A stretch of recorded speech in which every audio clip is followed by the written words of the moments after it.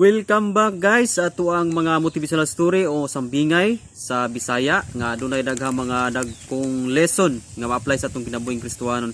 So kini atong sambingay karon guys, maghisugod kitag sambingay bay tungod sa dili pwede natong balusan ang dautan pinaagi sa dautan kun dili dag-o nato ang dautan pinaagi sa maayo. So guys, para masabtan nato kini maong sambingay, inaani ang scenario mo sambingay. Adunay usa ka silingan nga bagulbol kayo siya guys. Tungod kay ang manok sa iyang silingan pod moabot sa ilang panimalay unya mudangan moadto sa ilang kusina unya kakhaon ang ilang mga bugas, ang ilang mga feeds. So baling laguta gyud atong iyang silingan kay lagi samukan kay itong mga manok sa iya pong silingan. So ang himo tungod sa iyang kalagot iyahang gi panghapak og bato, iya jung gipadungog tong silingan aron nga mahuktan gud ni ato silingan ang maong manok. So ang himo sa silingan kay Kristohanon man nakakita man siya nga iyang manok gi bato baling laguta sa si gabato unya nadunggan man sa Kristohanon silingan. Ang himo sa silingan kay Kristohanon is giihaw niya tong manok nga nakaadto dito sa silingan og pagkahuman ang ihaw gihatdan niya og linuto nga sud-an tong iyang silingan.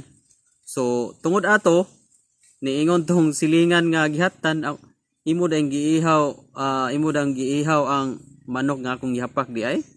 So tungod ato napuypoy ang kasuko sa maong silingan og na konsensya siya nga tungod sa ihang pagbato mo hinungdan nga naihaw noon tong manuka. So dinhi ra ta mukutob sa tong sambingay guys. Dinhi nato makuha ang pagtulunan nga kining maong sambingay dapat ma-apply nato nga dag-o nato ang dautan pinagis mayo. Diha sa Roma 12:21 nagaingon nga ayaw pa daog sa dautan kundili dag-a ang dautan pinagis mayo. And sa 1 Peter chapter 3 verse 9 yun po dito nga ayaw balusig dautan ang dautan, ayaw tumbasig panghimaraot ang nahimaraot, hinoon balusig kinig panalangin. So ang giingon din ha nga imbes kadaot atong ibalos, blessing atong ibalos. Ngano man kay mo kini ang sugo sa Ginoo.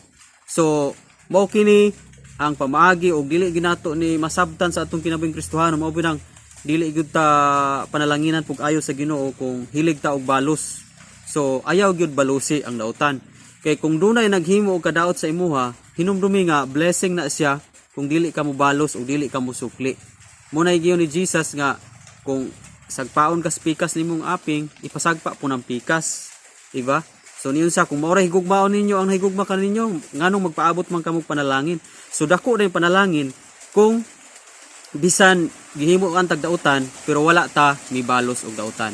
Okay, so dinila ta kutob guys sa ato ang sambingay kay medyo may ulan na. So kung doon na kayo nakatunan, paki-comment lang sa comment section and be sure nga naka-subscribe ka guys sa ato ang channel para updated ka sa atong mga daghan pa mga sambingay. Guys, ulan na gyud. Salamat. God bless. Kita-kita na punta sa sunod na mga sambingay. Glory to God.